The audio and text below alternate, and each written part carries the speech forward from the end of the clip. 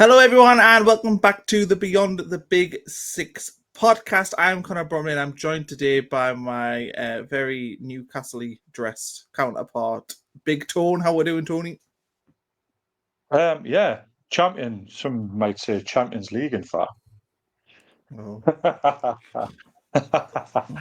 Yes, I'm all ready for tonight's big game. So yeah, I'm pumped for that. Yeah, weird that it's on a Thursday night. I must say, feels like you're in the Europa League. It has thrown us a bit of a curveball as well. It was kind of like, well, hang on, isn't it Tuesday, Wednesday? But hey, here we are. We're playing Barcelona, so no complaints. No complaints until you're losing 3-0 after half an hour. But we're not here to talk about Barcelona or the Champions League. We're here to talk about the Premier League. And we're going to start today and talk about Wolves because there's reports in the media that kind of threw me a little bit earlier this week that they're looking to give a new deal to their manager, Vítor Pereira. What do you make of this story when it comes out? And do you think it makes sense? They had a good back end to the last season, and he did have them playing some good football. Got some good performances out of the likes of Cunha and Andre and João Gomez and Strand Larson as well. So he has had some good performances out of these players. Is it a bit premature? I'd probably say yeah, but they obviously see something, and they're obviously seeing a bit of longevity there. So who am I to fault them? But I do think it's very early doors to be extending a deal beyond this season, really. It feels like they're trying to invoke a sense of stability. And I think we look at Wolves over the last basically since Nuno left, and you'd say it's been quite unstable in that head coach position. And maybe the thought is let's just put our eggs in this basket, and we think that this is the best guy for us. He obviously did an incredible job last season. I think the second half of last season they were a top 8 team in the Premier League on form. They obviously did very, very well. And Wolves are historically slow starters in the Premier League. They often do not start seasons particularly well. My main concern with this is not that they're bottom of the league and not won a game yet, haven't picked up a point. It's the fact that the underlying data suggests that that's a fair result. You know, it's not like they've been unlucky and they've hit the post a million times and they're battering teams and can't win. This is a team that's the bottom of the expected goals table, the third bottom of the expected goals allowed. They've got a difference there of nearly 5. 2.6 is their expected goals, 7.2 is their expected goal allowed. I look at those stats, I look at what my eyes are telling me when I watch Wolves, and I just don't see what somebody could see to look at that and go, do you know what, we're going to go all in on this manager, who's also got a reputation of being someone who takes short-term jobs. He's not somebody who ever likes to really put down roots and stay at a club for a long period of time. To me, this is why this story caught me off guard, because I thought, you know, we're going to talk about the Leeds game this weekend, but they got Leeds this weekend. If they were to lose that game and be 5 games without a win, and they've lost their relegation 6-point against Leeds, they'd probably be going, maybe we need to change manager. That's why I think this story's weird. Yeah, it did catch me off guard, I must admit. It like a lot like what you've said. It seems very premature and very early days to be backing him to the hilt like this would. But could it be that fact that, like you mentioned there, that it's about putting something stable in the club because there's so many uncertainties at this moment in time, especially given the summer that they've just had, losing a pivotal player in Cunha, and you know the Strand Larson thing kind of rumbled on all summer, really, did back and forward with who he's going to go to and what have you. I know there's talk about them offering him a new deal, so again, possibly giving him a bit of stability at the club and you know making sure that they get the bang for the buck back on his contract.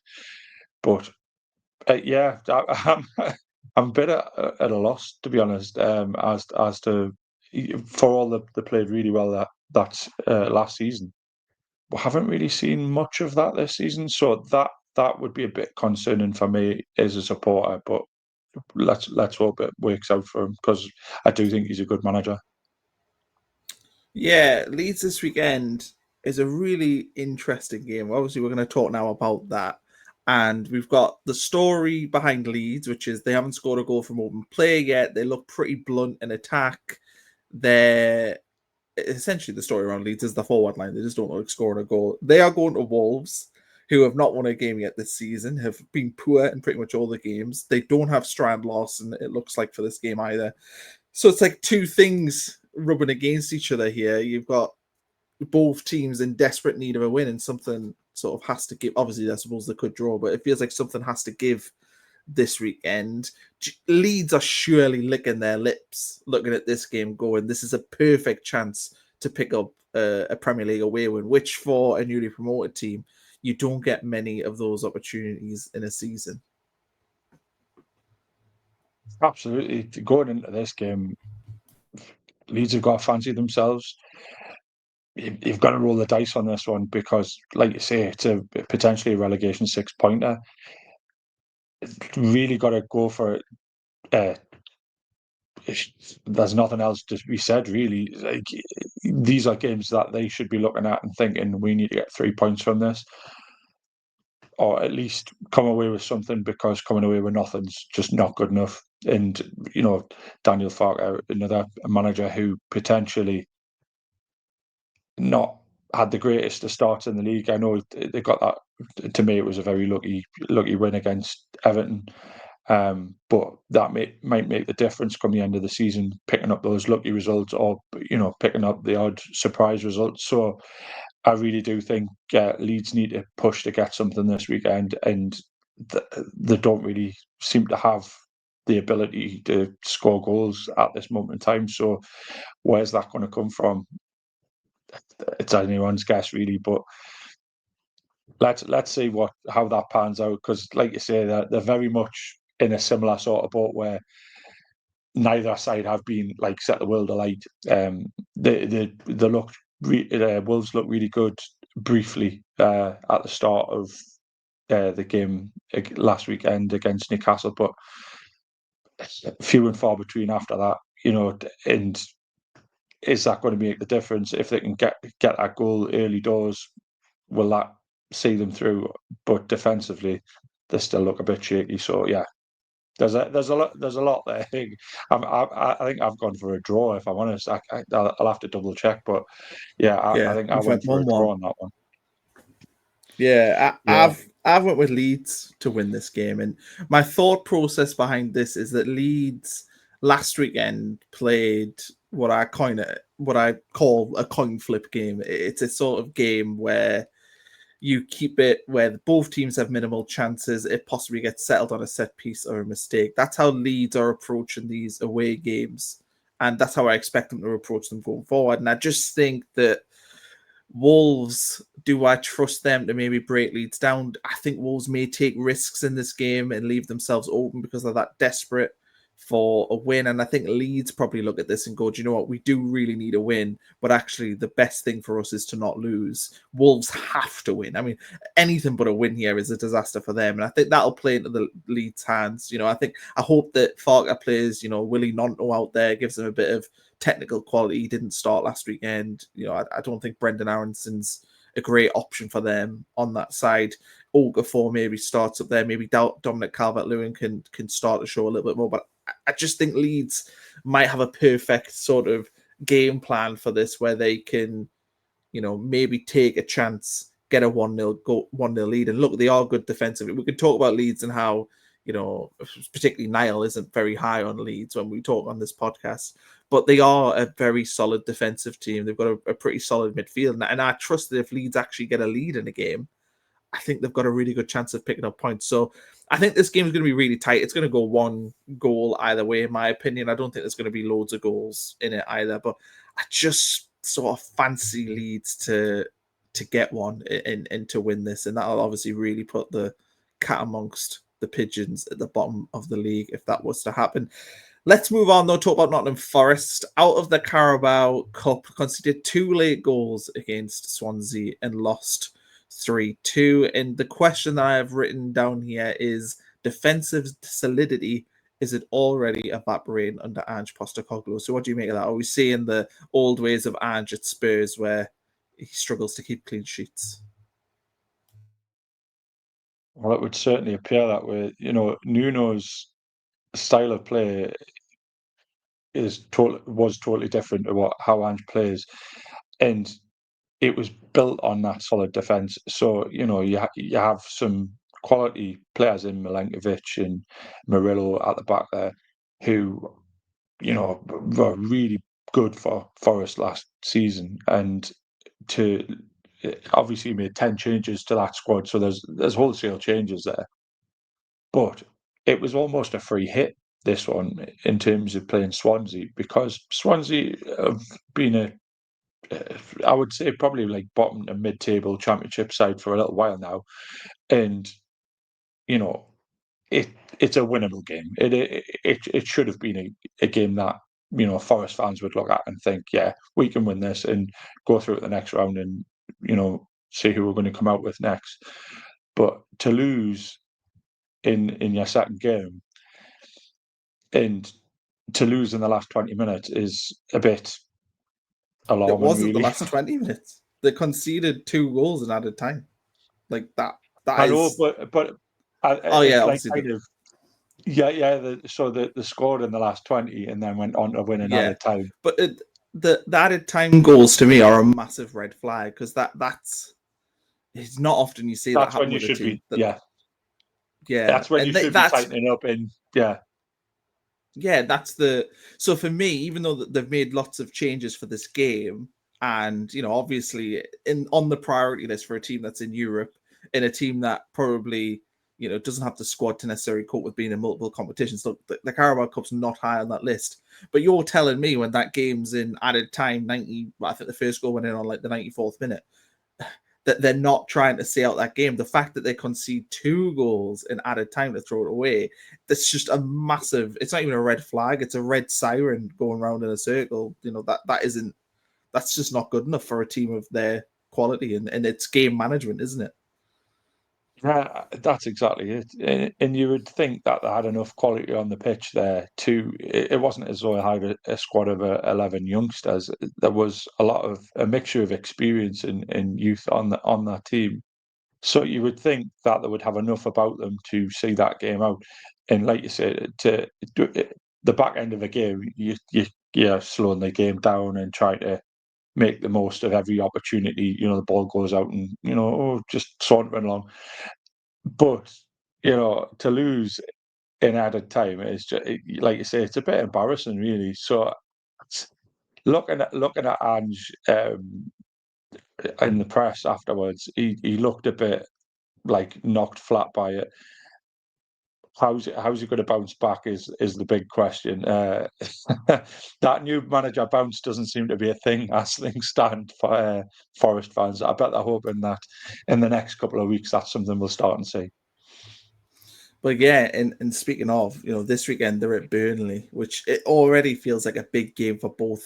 Burnley won their only winnable game of the season, in my opinion. Or certainly the game they would have looked at on paper and went, yeah, we could beat Sunderland at home. The other 3, Liverpool, Spurs, Man United, are going to be difficult. This is a game they would have looked at and thought, we could target points here. But for Forest, they have Burnley away, then Sunderland at home, and they've also got a Europa League tie against, I think, Real Betis in the middle there.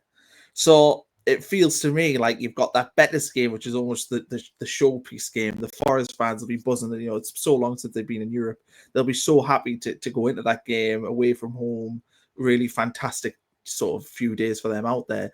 But these 2 games that sandwich that, if they were to go against Burnley and let's say that they get beat or draw, and then they go against Sunderland next weekend, and let's say that they don't win, they get beat or draw, the pressure will already be mounting on them, because should be 6 points for Nottingham Forest. Nottingham Forest last season, this was 6 points. Right now, I look at this game and look, I'll give my prediction for it. I've got Burnley to win the game 2-1. I see Forest struggling this weekend. I see Burnley sort of being defensively solid enough and potentially having enough going forward, particularly because of the way that Ange plays at Forest, or Forest going to play into Burnley's hands. Look, Burnley don't want the ball. They probably want 25 to 30% of the ball. That's the ideal for them. well, maybe not that long, 30-35%, but they want to have far less of the ball than their opposition. And I think Ange might go there and think, right, we're going to sort of camp in their half, which will just play beautifully into Burnley's hands. So I've got Burnley to win this one. What are you thinking for this game? Do you see Forest getting a win, or do you think Burnley can maybe pick up the second win of the season? I've gone neither, so I've gone for a stalemate. So yeah, I've gone middle of the road. Again, like you say, I think there's a bit of balance in although Burnley played very well against Liverpool there last week. Very unfortunate with that handball moment, a bit of a moment of disaster from Hannibal. But if I was going to lean us away, and you were going to force us, I would probably go Forest, just off last season. But I can't say going either way. I've got it down the middle of the road. I think that this is a really big game for Forest. If Forest don't get something from it, let's say even if they get a draw, that's probably all right. But if they lose this game, and then they go against Sunderland at home next weekend, and after they're playing in the midweek Europa League, I think that they could have problems already early in this Ange. And look, this is me forecasting like 1-2 games ahead. Obviously, they could win this weekend. It's not a thing. But for me right now, I just think that this feels pivotal for them. If they win it, then you know what? They're probably going to rock on and have a pretty solid, stable season. But if they lose it, you look at it and think, is it going to be difficult? Was switching out a manager like Nuno, who's pragmatic and defensively solid, for a manager like Ange, who is, more explosive and rock and roll and all that good stuff, was that a sensible decision? That'll come back on them. But we're going to talk about your beloved Newcastle now. Well, actually, we're going to talk more about Bournemouth than we are Newcastle. Feels a bit redundant to talk too much about Newcastle when they're about to play as we record this evening. But I want to talk about Alex Scott. Is he a future England international? I know you're not a big on national football, but to me, it just looks like he's kicked on a level early this season. Yeah, I know when Bournemouth initially signed him, he didn't really get a great deal of game time, but he looks a good player, and he did look a good player at Bristol City. I know there was a lot of clubs interested in him prior to him going to Bournemouth. He does look a very talented young man. That goal he scored at the weekend was a really good goal. If you missed that, I would recommend having a watch. He does look like he's good technically. He looks quick. He looks like he's got an eye for a pass. So yeah, there's a lot of talent there. And yes, I'm not big on international football, but it could be, especially with the likes of James Maddison and the likes picking up as many injuries. There's a gap there potentially to fill. So there's no reason why he couldn't. They've got obviously Newcastle this weekend. Probably a good time to play Newcastle, in the sense that I think it's fair to say Newcastle haven't hit that strike yet this season. They haven't looked, I thought they were excellent in that game against Liverpool. And that's probably more what you expect to see from Newcastle. But they're certainly last weekend against Wolves, it wasn't the Newcastle team we've known to expect from Eddie Howe, when they're fully, flying and going and they're at 100%.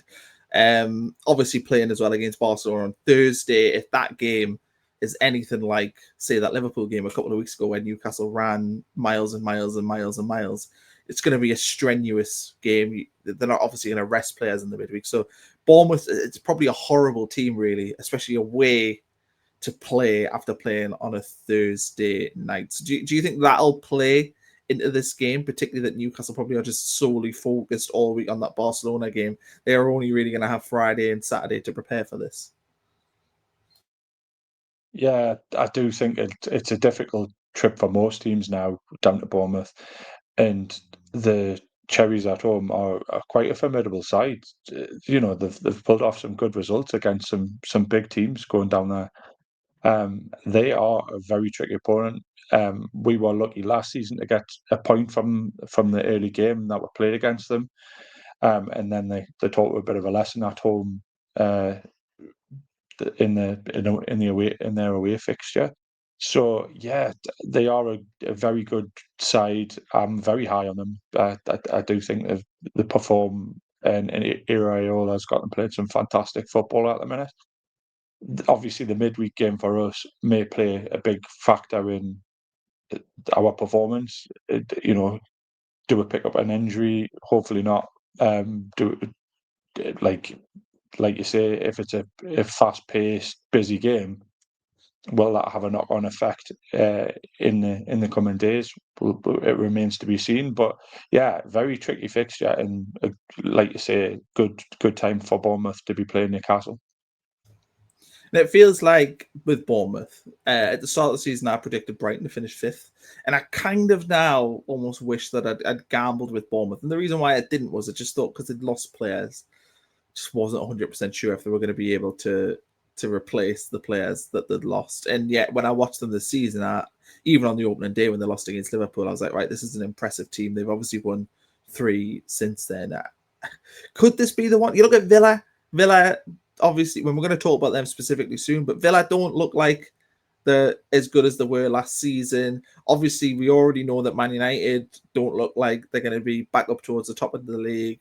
Tottenham, possibly maybe in there. Newcastle, I think the upheaval they've had this summer, it's going to be hard for them to replicate what they've done, especially adding in the Champions League football. I think Newcastle will be certainly in the top 7. I just don't know necessarily if they'll be in the sort of top 5 or 6. Bournemouth are maybe the one right now, though, who I think, you know what, they could be the team that surprises everyone and has a breakout season and gets into that top 6. Yeah, I agree with that. Like I say, I'm very high on Bournemouth. They've played some good football. They're very good at recruitment. They've not copied another model. They've kind of made their own and built from within a lot of the time, and picked up the odd young player from for bargain prices. Houston being a shining example of that. He didn't really get any game time over at Juventus, and picked them up for buttons really, and sold them off for a massive price. So yeah, I'm very big on Bournemouth, and I do think come the end of the season that they're going to be up towards the top end of the table. Like you say, possibly challenging for a European spot in some respect, whether that is Conference League, Europa League, or Champions League is what would remain to be seen. But certainly no reason why they can't. They've got the squad, they've got a decent manager, and they've got the ability to do it. Well, I've went Bournemouth to win 3-1. What have you went with for this game? So I've gone for a draw. I've gone 2-2. I could say going Bournemouth though, because, like I say, we seem to in recent times have struggled going to Bournemouth. So yeah, I could easily see them picking up a win. Okay, let's talk about West Ham now. They play Crystal Palace this weekend. But Graham Potter just feels like he's under pressure. Look, this is a home game for them. They've played Tottenham and Chelsea at home so far, and it obviously has not went their way. London derbies, you don't want to be losing them as heavily as what they did. Palace this weekend is a really interesting one, because I think the expectation from West Ham fans would be, well, we should beat Crystal Palace, and if we're not beating Crystal Palace at home, then there are serious issues. I look at this and think, if Palace were to go there and do what they did to Aston Villa just a few weeks ago, then maybe Graham Potter could be the first result-based sacking of the season. I don't know if we're in that territory yet, but it certainly wouldn't shock me if they had another poor home display and maybe lost quite comfortably in this one, where the ownership and the board at West Ham maybe make a decision. Do you think, I don't know, do you see, I suppose, do you see West Ham getting anything this weekend? It's probably the first place to start. But do you also see a resolution to this situation long term? Do you see a way Graham Potter turns this around and has a fruitful spell at West Ham? So it has been a very difficult start of the season for West Ham fans, and I do think this is an important game, and I do expect Palace to kind of pile on the misery, if I'm honest. I know I was reading on The Athletic there earlier this morning that there's a number of fan groups written into the board complaining, and the fan advisory board meeting about the expenditures on transfers, the lack of spending on the training ground and things like that. So there's a lot of fan unrest in the football club. With regards to Potter, they've gotten rid of a manager, so there's an expenditure there. Do they roll the dice again? It's hard to say. I don't really think he's doing a great job. I think, like you say, it could be a result-based manager sacked soon. I don't think he's suited to West Ham at all. And the sad thing is, I think they've gone from having somebody who was very defensively sound and didn't play that exciting football that fans were wanting to watch in David Moyes, but they've moved to somebody who's more expansive and plays free-flowing football, and it just hasn't worked. So you can kind of see somebody else coming in there who is, my choice would probably be Nuno, to come in and steady the ship and get a handle on what's happening, because there are some good players there. It's just whatever's happening just isn't working. Well, I've went Palace to win 1-0. What have you went with? So I've got Palace to win 2-0. So pretty much on the same page there. I think it's going to be a difficult weekend for West Ham fans. Right, let's talk about Aston Villa, because they have not scored a goal yet. They did score in midweek in the Carabao Cup against Brentford. Still lost the game, I think, on penalties, but they did score. And it was a goal that came, I think, largely from a defensive mistake. I don't think they could necessarily claim to have carved open Brentford to get it. But it's not the fact that they're not scoring goals, because that can happen. We talk about this at the top with Wolves, about their data. They've had a bad start of the season, and the data shows that they've had a bad start of the season. In Aston Villa, it's exactly the same. They're bad on both expected goals and expected goals against. I think they're in the relegation zone on both. So that leads me to ask, is this a deeper issue than just a slow start for Aston Villa? Are there problems that are wider than just a slow start to the season? Yeah, you've got to ask what's happening, because the football last season seemed to be a hell of a lot better, and we're taught a lot about the stagnation within the club. Is that the factor? Is that what it is? Because Unai Emery is a world-class manager, and he has getting some absolutely phenomenal performances from them in recent times. So yeah, are they creating enough? The XG's there, and it's very low, and that tells you a lot, because if that's low, they're obviously not getting the ball into the right positions, and they haven't got anybody there to put it in the back of the net. So yeah, it is a worrying time. I do think I don't know why, but I do think they will come good. How and when it's going to happen is another story. But I do see them as a very strong side still, and I have got Sunderland to win this one. Actually, I think I went 2-1. So I thought I would break me hoodoo of not having Sunderland to win, and I've put you to win 2-1. Yeah, I've got Sunderland to win the game 1-0. I just think that, look, I don't think Villa are going to be in massive trouble this season. I don't think they're certainly not going to be in like a relegation battle or anything. But that being said, the issues they've had with PSR and everything else, that squad looks very, very stale. And when I watch them, I see a team that looks quite stale. Yes, they can integrate some of these new players in. I know Sancho played against Brentford. I think Harvey Elliott obviously scored in the game as well. And look, maybe the introduction of a few of the new players they got on deadline day might alleviate some of that staleness and give them something. And I think that long term, this season, they will go on a bit of a run. I think they've got Burnley at home coming up. Maybe after the Sunderland game, might be the Sunderland game or the one after. So they've got a chance to pick up points. And look, this is a game they can pick up points in. Sunderland have obviously had a decent start of the season, but the fact of the matter is you'll get pound for pound on the pitch. The team that Aston Villa will name compared to the team that Sunderland will name, Aston Villa should win that game. Football's not played on paper, but they should. But I just think that the way everything is going for both of these clubs right now, it's really hard to see Villa going to the Stadium of Light and scoring probably a couple of goals, which is probably what they need to win the game. And Sunderland look defensively pretty strong.